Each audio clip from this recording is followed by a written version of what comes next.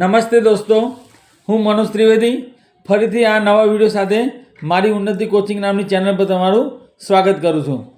આજના આ વિડીયોમાં હું તમને ઇનડાયરેક્ટ સ્પીચ સમજાવીશ। Indirect speech generally Gujarati medium હોય, હિન્દી મીડિયમ હોય કે ઇંગ્લિશ મીડિયમ સ્ટાન્ડર્ડ 9 to 12માં પૂછાતું હોય છે।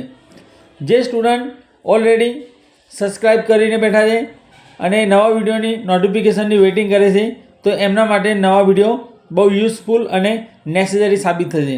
જો તમે ફર્સ્ટ ટાઈમ આ યુટ્યુબ વિડીયો જોઈ રહ્યા છો તો ચેનલ સબસ્ક્રાઈબ કરો, જેથી તમને આવનારા દરેક બ્રેકિંગ અને ઇનોવેટિવ એટલે કે ન્યૂ વિડીયોની ઇન્ફોર્મેશન મળતી રહે।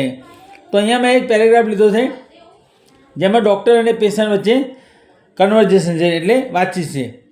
તો આપણે આ ફકરાનું ડાયરેક્ટ સ્પીચમાંથી ઇનડાયરેક્ટ સ્પીચમાં ચેન્જ કરીશું। તમે જોઈ શકો છો ડૉક્ટર એ સ્પીકર છે અને પેશન્ટ લિસનર છે। જનરલી ડાયરેક્ટ સ્પીચમાંથી ઇનડાયરેક્ટ સ્પીચમાં ચેન્જ કરતી વખતે ઘણા બધા નિયમો હોય છે। આજના આ વિડીયોમાં હું તમને નિયમ સાથે સમજાવીશ અને જો તમને વિડીયો ગમે તો શેર કરવાનું ભૂલશો નહીં। તો ડૉક્ટર અને પેશન્ટ, સ્પીકર જે છે ડૉક્ટર અને પેશન્ટ લિસનર છે। જ્યારે ક્વેશ્ચન સેન્ટેન્સ હોય જેમ કે what, why, who, whom, how much, how many, how, તો હંમેશા આસ્કડ વાપરવું। ત્યારબાદ સ્પીકર આસ્કડ, ત્યારબાદ લિસનર એટલે સાંભળનાર અને WH એટલે how, what, where, who, which એના જ રાખવા। ત્યારબાદ અલગ અલગ ટેન્સમાં ફેરફાર કરો।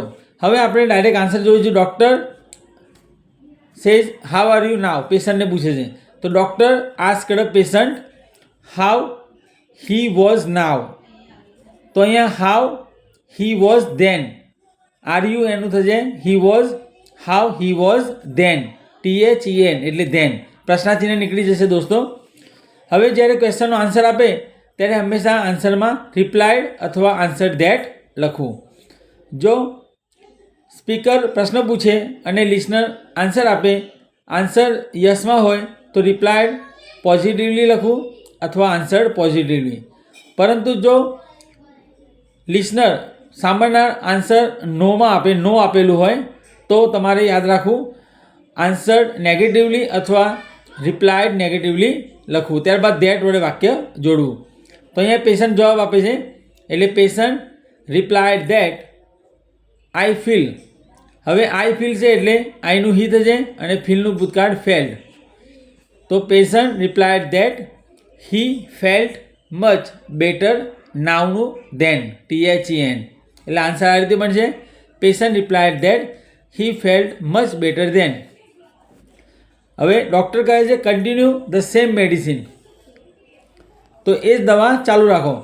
જ્યારે આ પ્રકારનું વાક્ય હોય continue the same medicine, continue working, show me your homework, ત્યારબાદ get out of the classroom, speak the truth, તો ત્યાં બોલનાર પછી રિક્વેસ્ટેડ સલાહ આપી અથવા એડવાઇઝડ વિનંતી કરી, રિક્વેસ્ટેડ વિનંતી કરી, એડવાઇઝ સલાહ આપી, ઇન્સ્ટ્રક્ટેડ સૂચના આપી, સજેસ્ટેડ આમાંથી કોઈ પણ એક વાપરવું। ઘણીવાર ઓર્ડર્ડ અથવા કમાન્ડેડ આદેશ આપ્યો ઓર્ડર્ડ, તો ઓર્ડર વાપરવું અથવા કમાન્ડેડ।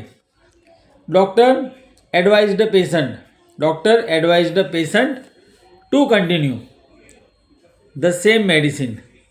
ફરીથી આન્સર રિપીટ કરું છું, doctor advised patient to continue the same medicine. તો અહીંયા આપણે વાક્યમાં બોલનાર ડૉક્ટર, ત્યારબાદ એડવાઇઝડ પેશન્ટ અને ટુ વડે વાક્ય જોઈન કર્યું એટલે doctor advised patient to continue the same medicine, આ રીતે આન્સર બનશે। હવે પેશન્ટ કહે છે થેન્ક યુ ડૉક્ટર, તો પેશન્ટ થેન્ક યુ શબ્દ આપેલો હોય થેન્ક, તો થેન્કડ કરવું।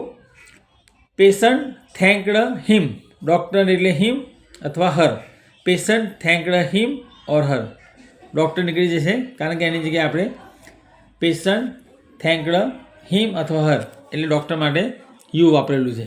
પ્રિય દર્શકો, આ રીતે આપણે ડાયરેક્ટ સ્પીચમાંથી ઇનડાયરેક્ટ સ્પીચમાં ચેન્જ કરવું। જનરલી ડાયરેક્ટ સ્પીચમાંથી ઇનડાયરેક્ટ સ્પીચમાં ચેન્જ કરતી વખતે બોલનાર અને સાંભળનાર એ પ્રમાણે ફેરફાર કરવા। બોલનાર જો જેન્ટ્સ આપેલો હોય આઈ તો હી કરવું, જો બોલનાર વુમન હોય તો આઈની બદલે સી વાપરવું।